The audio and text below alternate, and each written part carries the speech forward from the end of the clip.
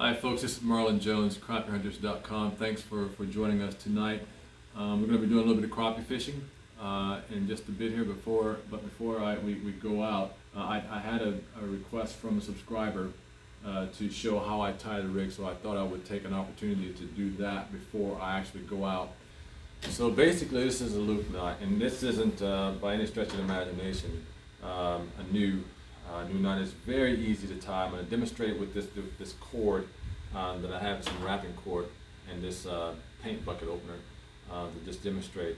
So it's a bigger profile for you guys to be able to see. Hopefully you can see this very well. So if this is just a single rig, that is what this represents. This jig is tied at the bottom of the line exactly the way that I'm going to demonstrate it here. So if this is the actual jig head, we're just going to bring our tag in through the eye of the jig. About, realistically, I mean, this will represent maybe 6 inches or so, which is more than enough. But I'm widening it out for purposes of demonstrating that for you in a larger profile. And so, but maybe this will be only 6 inches, okay? And so we're going to bring the tag in and crease it like this. Okay, together, and we're going to make a loop, and wide enough so that our jig is able to fit through the hole, through the circle here, about 5 times. Now I can only do it maybe 3 or 4 times with the cable, but you want to do that about 5 times, and then you want to begin to cinch that. But before you cinch it too much, you want to wet that so that you don't burn the knot. And it should look like this when you're done. And go ahead and pull that tight. And then you want to clip off your tag to whatever is comfortable for you. I normally leave maybe maybe an eighth of an inch tied there. And that basically is what this is. And you'll see, and I've got a little bit more of a tag left there than what I normally have. But this is designed to just hang in the water column. You'll see how the jig hangs perfectly, almost horizontal. Okay, and that's what we want, because when the fish, whether you tip this with a minnow or with a plastic, it has a very natural look in the water. And so what I'll do next is I'll demonstrate how to do that again further up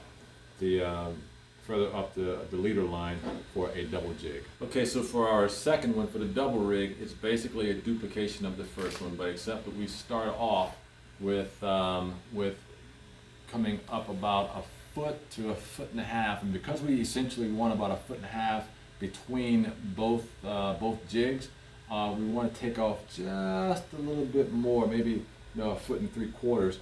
So they give us enough room to actually clip off some tags so that we end up with 1 foot to 1.5 feet of space between the actual jigs.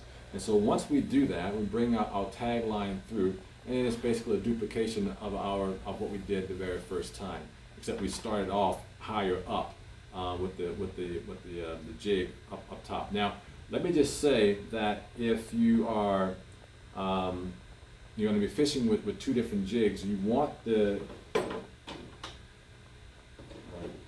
So I've got a 1/32 ounce jig head and a 1/16 ounce jig head. You want the 1/16 ounce jig head, the heavier one, on the bottom, so that will limit the tangling of the line, or preventing this. If you had this one higher in the column, higher up the leader line, and 1/32 ounce on the bottom and 1/16 ounce on top, then you run the risk of getting more tangles.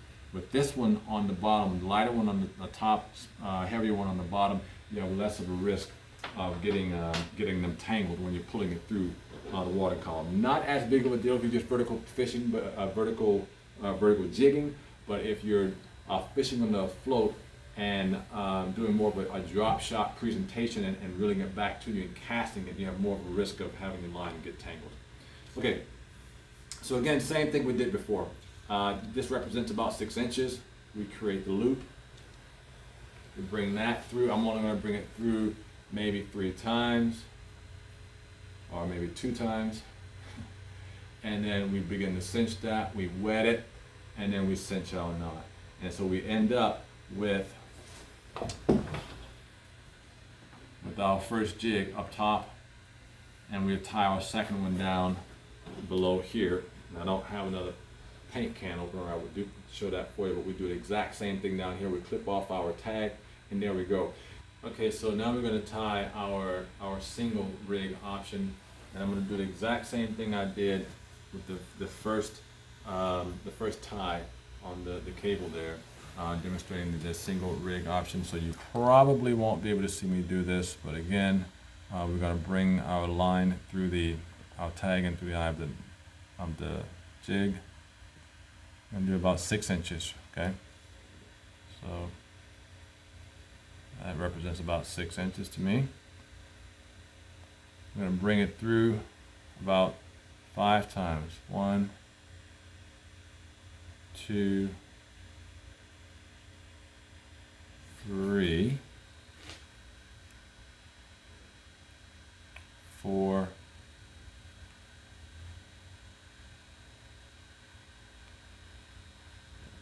and 5.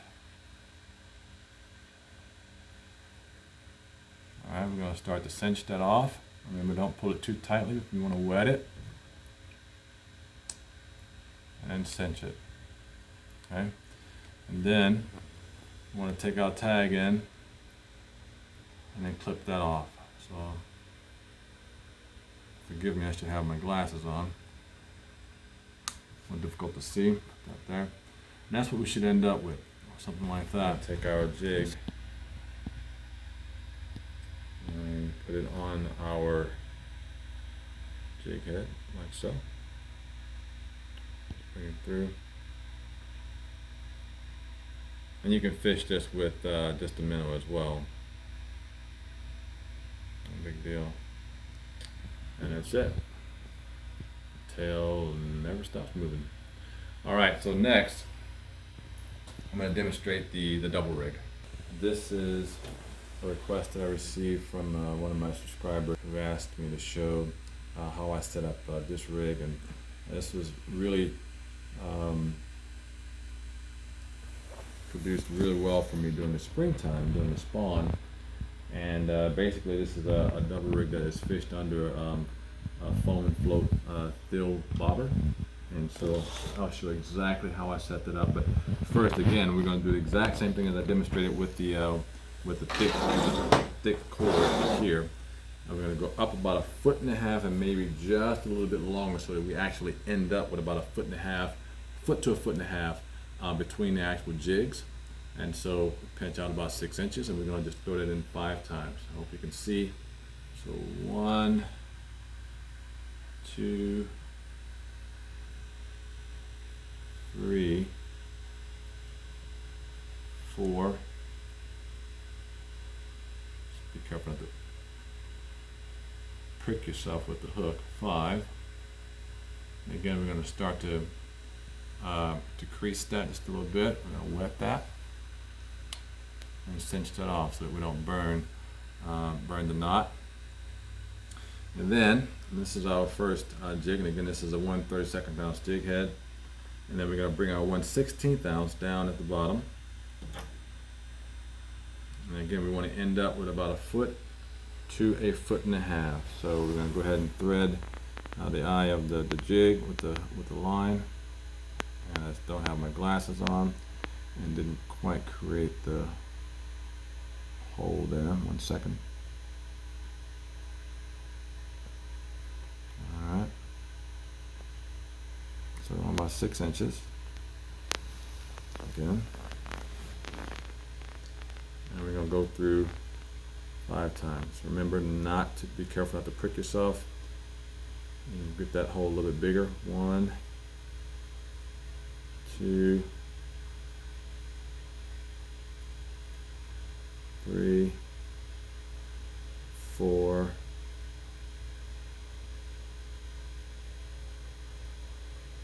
5. Start to cinch. Wet it.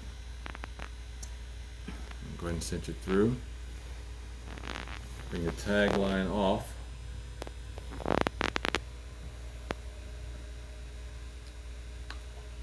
And there to go. And then we'll go ahead and put the jig on.